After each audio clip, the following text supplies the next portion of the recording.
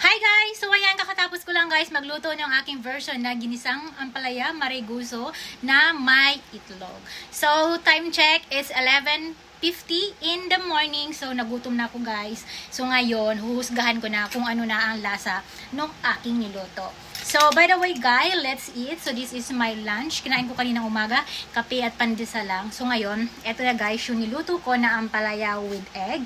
And meron akong saging na lakatan. Kasi kagabi guys, hindi ako nag-dinner ng kanin. Ang kinain ko lang ay banana and milk and half toast of wheat bread. And ito yung aking rice guys, kalahating cup. So let's eat guys. Huwag ka maingin na. So kain po tayo. So ito na yung aking lunch. Ayan. So ito na siya guys, tikman ko na. Ayan oh. Manamis na miss to guys kasi meron siyang sugar.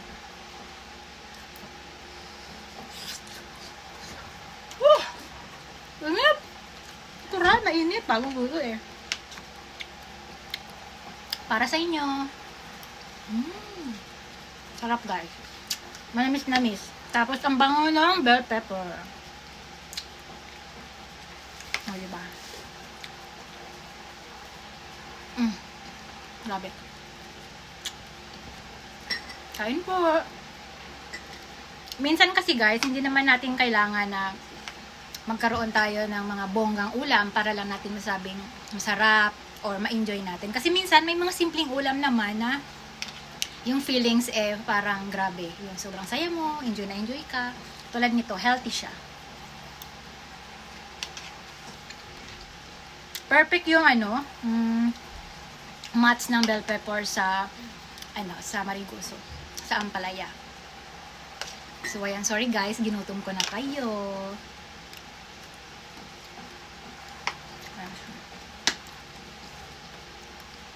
Ito lang yung aking pagkain.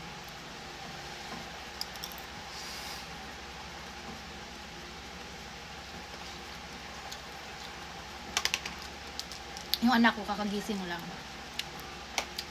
Yan, tikman natin yung saging. Ang tamis!